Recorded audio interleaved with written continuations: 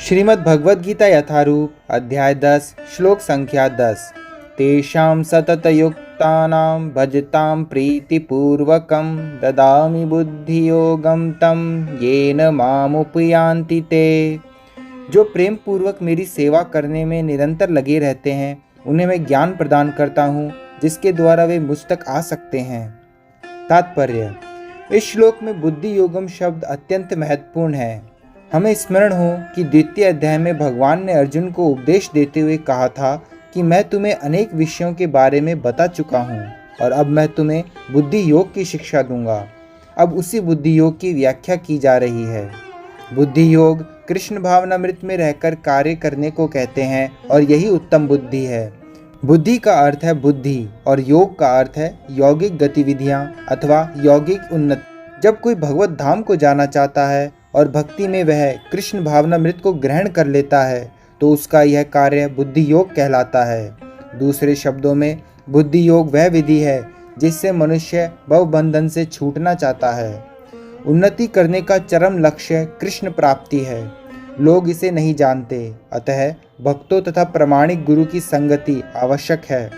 मनुष्य को ज्ञात होना चाहिए कि कृष्ण ही लक्ष्य है और जब लक्ष्य निर्दिष्ट है तो पथ पर मंद गति से प्रगति करने पर भी अंतिम लक्ष्य प्राप्त हो जाता है। जब मनुष्य लक्ष्य तो जानता है किंतु कर्म फल में लिप्त रहता है तो वह कर्म योगी होता है। यह जानते हुए कि लक्ष्य कृष्ण है, जब कोई कृष्ण को समझने के लिए मानसिक चिंतन का सहारा लेता है तो वह ज्ञान योग में लीन होता है।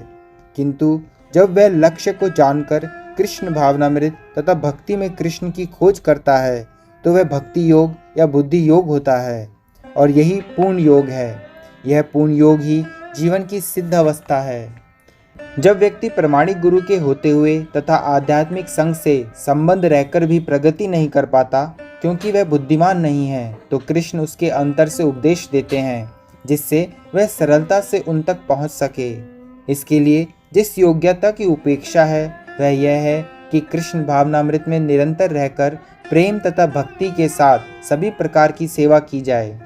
उसे कृष्ण के लिए कुछ न कुछ कार्य करते रहना चाहिए किंतु प्रेम पूर्वक। यदि भक्त इतना बुद्धिमान नहीं है कि आत्म साक्षात्कार के पथ पर प्रगति कर सके किंतु यदि वह एकनिष्ठ रहकर भक्ति कार्यों में रत रहता है तो भगवान उसे अवसर देते हैं कि वह उन्नति करके अंत में उनके पास पहुंच जाए। हरे कृष्ण।